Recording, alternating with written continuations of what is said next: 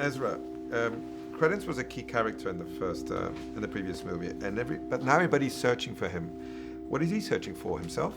You know, in the first film, Credence has had this idea of who he's supposed to be forced down his throat since he was a child, since he was a baby.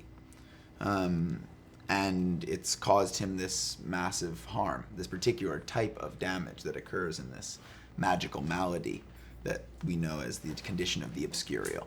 And essentially he survived that miraculously. So far he's survived. So he's the survivor. But in this now, because he's cast off that, he's taken that thing out of his throat, who he's supposed to be. So now the question becomes, who am I at all? He doesn't know at all.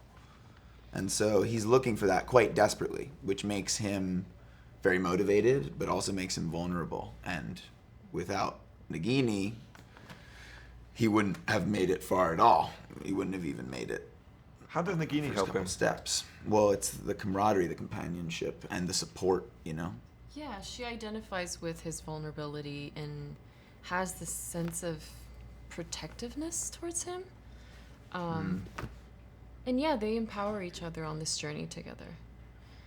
I feel like not only the Harry Potter films, but now in the new Fantastic Beasts series, friendship is important.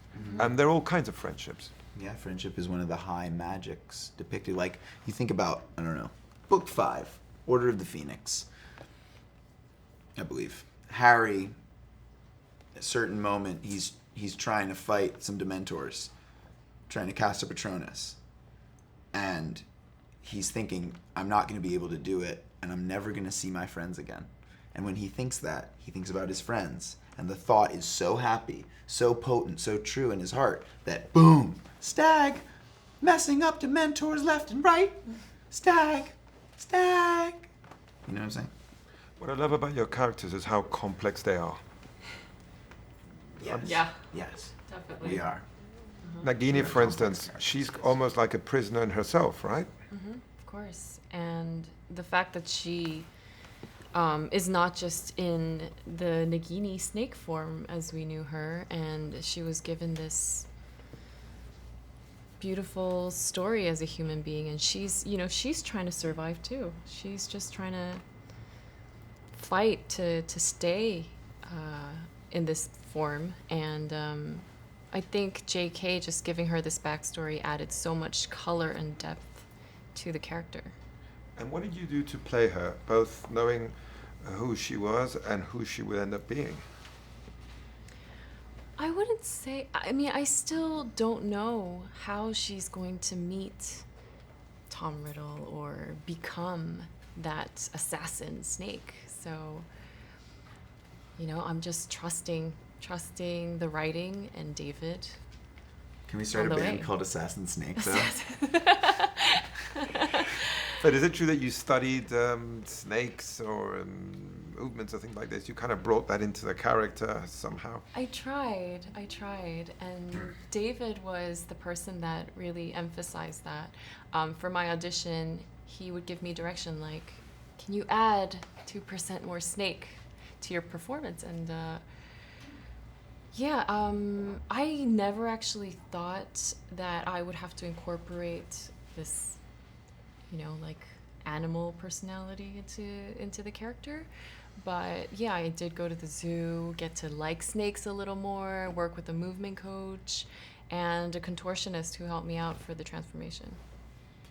Ezra, how does Grindelwald escape affect your character? Grindelwald's presence in the world is for a survivor, the presence of an abuser in the world is going to be a daily haunt.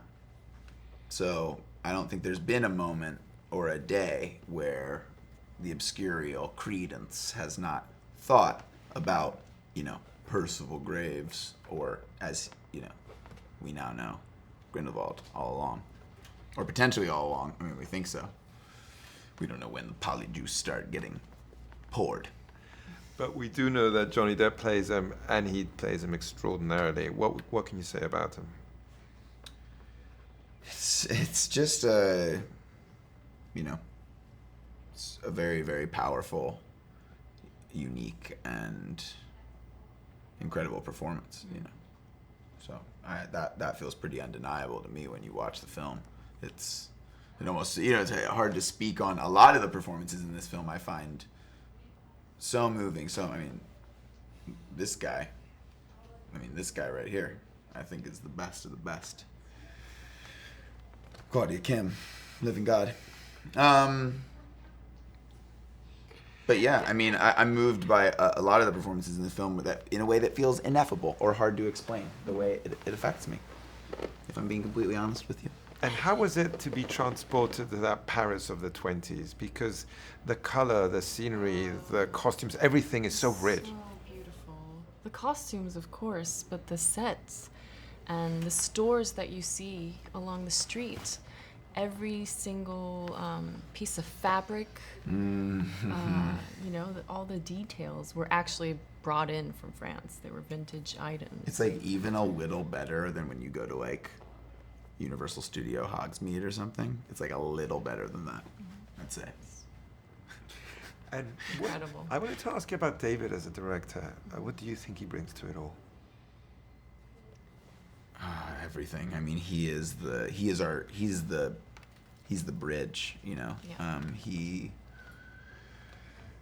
I like to say he's allowed to do much more magic than Rubeus Hagrid, but he is the keeper of the keys at Hogwarts, you know, and he holds those keys, and he is the only person in the world who I think can do it, you know. Yeah. He doesn't get lost in the fantasy and the magic, and still makes it very grounded, and really takes the time to discuss the scene with the actors. Yeah. And make it stories about people, right? And he just trusts us to follow, you know, what we feel is right in the scene.